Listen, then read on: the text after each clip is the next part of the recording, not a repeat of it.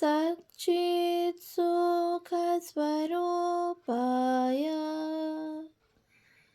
स्वामिने तापहारिणे।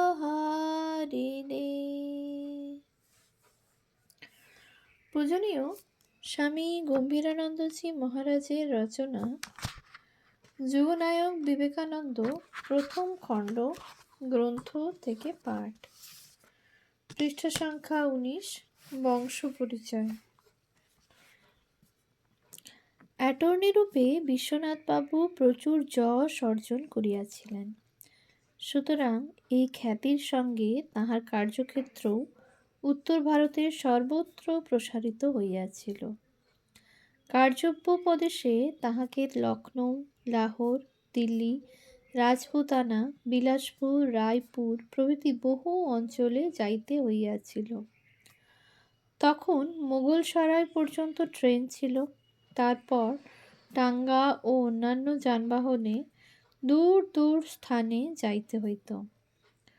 1876 খ্রিস্টাব্দে তিনি লাহোরে ঘটে পটে দুর্গাপূজা করাইয়া বহু লোককে প্রসাদ দানে আপ্যায়িত করাইয়াছিলেন। এই অ্যাটর্নির কার্যে তিনি একদিকে যেমন প্রচুর অর্থ উপার্জন করিতেন, ব্যয়ও করিতেন তদনুরূপ। তিনি অনেক দাস দাসী পরিবৃত হইয়া থাকিতেন এবং আহার আদিতে প্রচুর পরিপাট্যের পক্ষপাতী ছিলেন। তাহার বিশ্বাস ছিল ছোট ছেলেদের ভালো খাওয়াইতে হয়, নতুবা মগজ খোলে না। আর ছেলেদের জন্য বেশি রাখিয়া যাওয়াও অনাবশ্যক। তাহাদের লেখাপড়া শেখাইলে এবং জীবনের উচ্চ মানের সহিত পরিচয় করাইয়া দিলে তাহারা যথাকালে নিজেদের উপযুক্ত ব্যবস্থা করিয়া লইতে বাধ্য হইবে। অন্যথা অধিক টাকা রাখিয়া গেলে তাহারা মূর্খ হইয়া সব উড়াইয়া দিবে।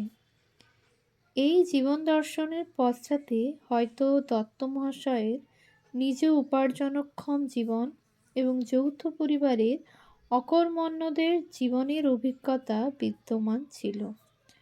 কারণ বিত্তশালী রামমোহন দত্তের পুত্র কালীপ্রসাদকে তিনি উপার্জনহীন কিন্তু অর্থব্যয়ে নিরত দেখিয়াছিলেন, আর নিজ পৌরুষ বলে তিনি স্বয়ং অনাথ অবস্থা হইতে বিত্তশালী হইতে পারিয়াছিলেন।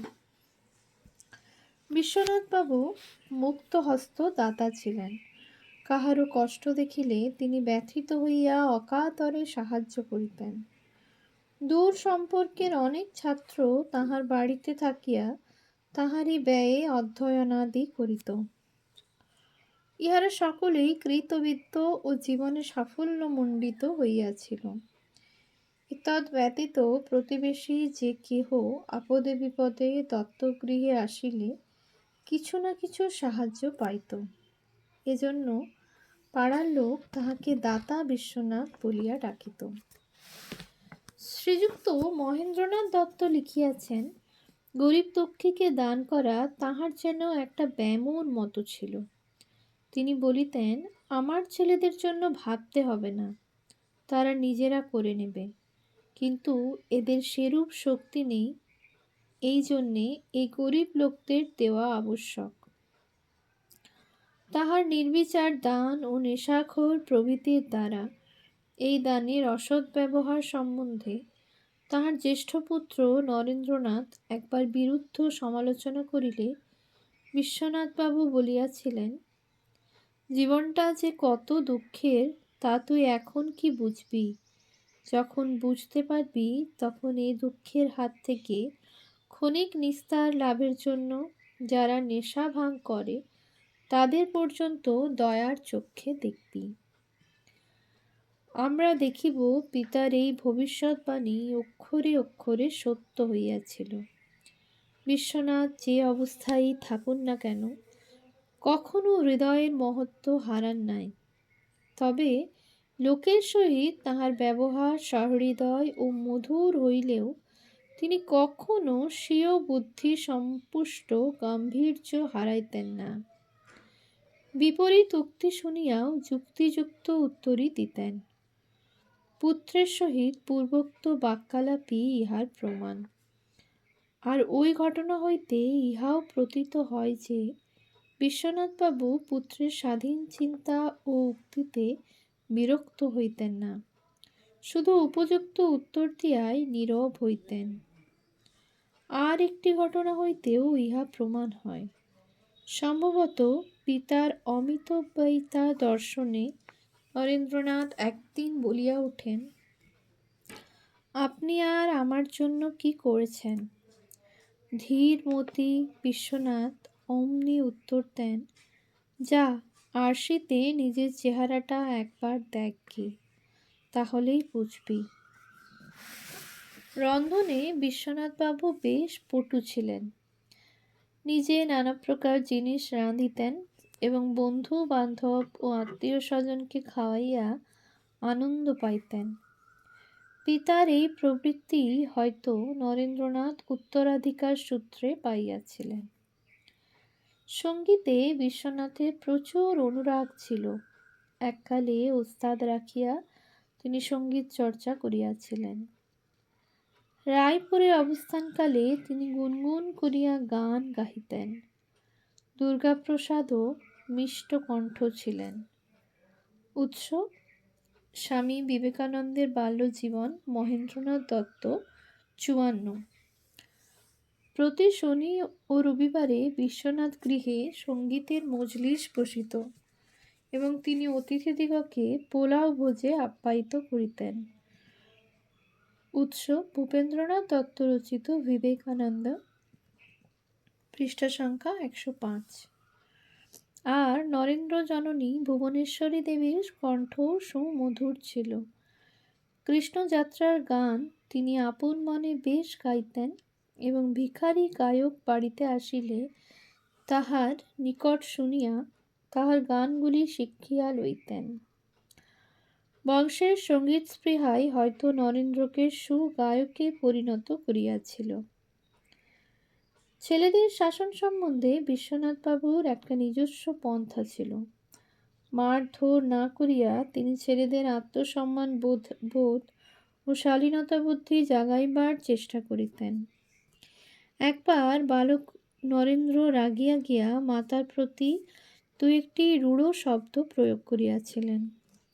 বাবা পুত্রকে ওই জন্য ভৎসনা না করিয়া যে ঘরে বসিয়া নরেন্দ্র সমবয়স্কদের সহিত আলাপ আদি করিতেন, ওই ঘরের দরজার উপরে লিখিয়া রাখিতেন, নরেনবাবু আজ তাঁর মাকে এইসব বলেছেন। ওই স্থলে নরেন্দ্রের উচ্চারিত শব্দগুলি বসাইয়া দিলেন, যাহাতে বন্ধুরা সহজেই পড়িতে পারে। নরেন্দ্র ইহাতে লজ্জিত ও ব্যথিত হইয়া ঐরূপ শব্দ প্রয়োগ বন্ধ করেন। সংসারে কিরূপ চলা উচিত এই বিষয়ে নরেন্দ্র পিতার উপদেশ চাহিলে তিনি উত্তর দিয়াছিলেন, কখনো কোনো বিষয়ে অবাক হবি না। সম্ভবত এই কথার মর্ম হৃদয়ঙ্গম করিয়া নরেন্দ্রনাথ ভবিষ্যতে রাজপ্রাসাদে ও দরিদ্রের পর্ণকুটিরে সমান মনোভাব লইয়া স্বচ্ছন্দে বিচরণ করিতে পারিতেন। যৌথ পরিবারের সকলের মধ্যে বিশ্বনাথই ছিলেন সর্বাধিক উপার্জনক্ষম। তথাপি সর্ববিষয়ে পরিবারের কর্তা কালীপ্রসাদের অনুগত ছিলেন। অবশ্য কালীপ্রসাদের পুত্র তারকনাথও পরে আইন পরীক্ষায় উচ্চ স্থান অধিকার করিয়া উক্ত ব্যবসায়ে অবতীর্ণ হন এবং প্রভূত অর্থ উপার্জন করেন। কিন্তু তখনও পারিপার্শ্বিক অবস্থা এমনই ছিল যে বিশ্বনাথের ইচ্ছা থাকিলেও নিজ পুত্রকন্যার জন্য তিনি পৃথক সম্পত্তির ব্যবস্থা করিতে পারিতেন না। মধ্যে মধ্যে যে ঐরূপ চেষ্টা করেন নাই তাহাও নহে, কিন্তু ক্ষুল্লতাতর সন্ধান পাইলেই যৌথ পরিবারের কর্তার প্রভুত্ব বলে বা অন্য প্রকার কৌশলে উহা হস্তগত করিয়া লইতেন। ওই সময়ে অর্থাভাববশত কালীপ্রসাদ ভুবনেশ্বরী দেবীর অলঙ্কার বন্ধক দিয়া অর্থ সংগ্রহ করেন এবং পরে উহার বিনিময়ে ভুবনেশ্বরীকে কিছু ভূ সম্পত্তি লিখিয়া দেন। কিন্তু সম্পত্তি দখল লইতে গিয়া দেখা যায় উহার দলিল আদিতে বহু ত্রুটি রহিয়াছে, সম্পত্তি পাওয়া অসম্ভব। আবার দয়া দাক্ষিণ্যে দত্ত পরিবারের কেহই বোধহয় পশ্চাৎপদ ছিলেন না। এককালে বিশ্বনাথবাবু ভুবনেশ্বরীর নামে জনৈক মুসলমানের সম্পত্তি সংগ্রহ করেন। একদিন মুসলমান প্রজারা আসিয়া বলিল, তাহারা নিতান্ত গরিব, খাজনা দিতে পারিবে না, সুতরাং পূর্বে তাহাদের অবস্থা ভালো ছিল, কিন্তু তখন তাহারা অসহায়। বিশ্বনাথবাবু বলিলেন, সম্পত্তি তাহার নহে, তাহার পত্নীর। অতএব প্রজারা ভুবনেশ্বরীর নিকট গেল, আর তিনিও অমনি দলিলে লিখিয়া দিলেন, খাজনা মকুব। আবার এমনও হইয়াছে যে কালীপ্রসাদ ভুবনেশ্বরীর নামীয় কোনো ভূসম্পত্তি দখলের জন্য হয়তো কড়া কথা শুনাইয়া বলিলেন, কেন ছাড়বে না, এটা কি তোমার বাবার সম্পত্তি? ভুবনেশ্বরীর আত্মসম্মানে আঘাত লাগায় তিনি অমনি সম্পত্তি হস্তান্তরিত করিয়া দিলেন। এই সকল কারণেই বিশ্বনাথের পরিবারের আর্থিক ভবিষ্যৎ ক্রমেই সংশয়াপন্ন হইয়া উঠিতেছিল। অবশেষে বিশ্বনাথের দেহত্যাগের কিঞ্চিত পূর্বে যখন যৌথ পরিবার বিচ্ছিন্ন হওয়ার উপক্রম হইল, তখন বিশ্বনাথের অর্জিত সম্পত্তি নিজেদেরই হস্তে রাখিবার জন্য কৌশল করিয়া অপর অংশীদারেরা বিশ্বনাথের পৃথক অন্নের ব্যবস্থা করিলেন। অতঃপর তিনি স্ত্রী পুত্রসহ অস্থায়ীভাবে ৭ নং ভৈরব বিশ্বাস লেনের এক ভাড়া বাড়িতে গিয়া উঠিলেন। ভূপেন্দ্রবাবুর মতে নরেন্দ্রনাথ এখানে থাকিয়াই BA পরীক্ষার জন্য প্রস্তুত হইয়াছিলেন। উৎস বিবেকানন্দ 107। মতান্তরে নরেন্দ্রনাথ মাতামহীর গৃহে পাঠাভ্যাস করিতেন। ইংরেজি জীবনী ও লীলা প্রসঙ্গ দ্রষ্টব্য। আমরা পরে এই মতই মানিয়া লইয়াছি। পতির অনুরূপা ভুবনেশ্বরী দেবীর সুকণ্ঠ ও বদান্যতার কথা আমরা বলিয়া আসিয়াছি। তিনি যেমন ছিলেন সুন্দরী, তেমনি তাহার প্রতি পদক্ষেপে একটা আভিজাত্যের পরিচয় ফুটিয়া উঠিত। আবার তিনি ছিলেন বিশেষ বুদ্ধিমতী, কার্যকুশলা ও দেবভক্তি পরায়ণা। সংসারের যাবতীয় কর্ম সুচারুভাবে নির্বাহ করিয়াও তিনি পাঠাভ্যাস, সূচিকর্ম ও প্রতিবেশীদের সুখ দুঃখ শ্রবণ করিবার যথেষ্ট সময় পাইতেন। রামায়ণ ও মহাভারত তাহাদের বেশ জানা ছিল এবং শিক্ষিত স্বামী ও পুত্রদের সহিত আলাপ করিয়া তাহার বিবিধ জ্ঞানের গণ্ডিও সুপ্রসারিত হইয়াছিল। আলাপ করিলেই মনে হইত তিনি সুশিক্ষিতা। তাহার ধারণা ও স্মৃতিশক্তিও খুব প্রখর ছিল। তিনি মিতভাষিণী, গম্ভীর প্রকৃতি, আলাপে অতিশয় মিষ্ট স্বভাবা, তেজস্বিনী ও রাজরানী সদৃশা গরীয়সী ছিলেন। প্রতিবেশিনীরা সর্বদাই তাহার সাহায্যের প্রত্যাশা রাখিতেন এবং দত্তগৃহের দ্বারে আগত গরিব দুঃখী কখনোই রিক্ত হস্তে ফিরিত না। এমনই ছিল ভুবনেশ্বরী দেবীর করুণা মাখা হৃদয়।